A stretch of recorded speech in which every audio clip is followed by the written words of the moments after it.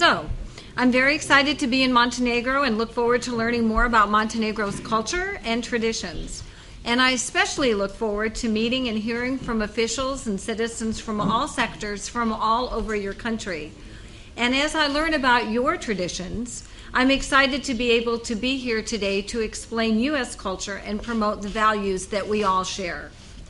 I arrived 3.5 weeks ago, not even a month, during the period of intensified and focused dialogue with NATO.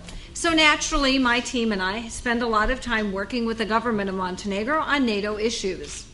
And while I'm not here today to talk about the 4 reform areas or any NATO-specific issues, I do want to say a few words about values. And I say values because to me, NATO is not really a partisan issue at all. Joining the alliance is about shared prosperity, shared security, and shared values. And speaking as an American, NATO values are our values.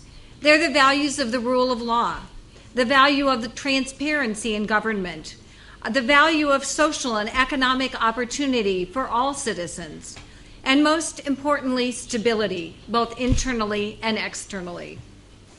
Shared values simply mean that we want the same things for our children.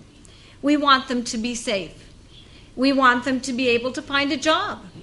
We want them to have opportunities and to have a say in their community, their society, and their world.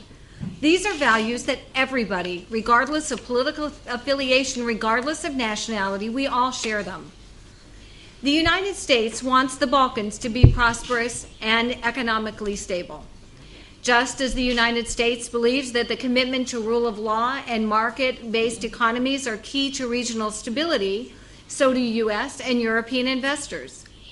And as I said at the recent AmCham event last week, further reforms in the area of rule of law have the added effect of spurring economic growth.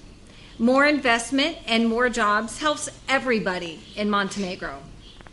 I'm also very pleased to see several members of the opposition here today.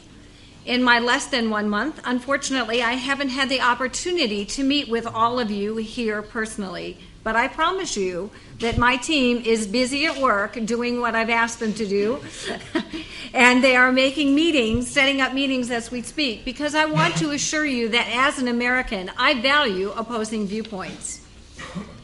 Democracy has as its foundation a free, frank, and respectful exchange of views. And just as the government works for the good of all of its citizens, all citizens, regardless of political affiliation, need to hold their government accountable for fulfilling the government's promises in a respectful and productive way. I also want to congratulate Parliament for passing the recent package of reform legislation. Building frameworks to tackle corruption and organized crime is not partisan, it's simply good policy.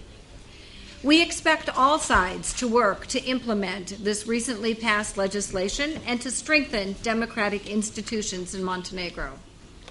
So in conclusion, the United States supports the Montenegrin government's NATO aspirations because we believe that the NATO accession process will provide positive results for all Montenegrins, regardless of political affiliation.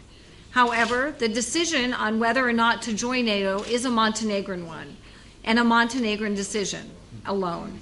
And in that spirit, I very much welcome the exchange of views that we will hear here shortly. I appreciate the opportunity to speak today, and I look forward to working with everybody in this room on our common goals and shared values. Thank you.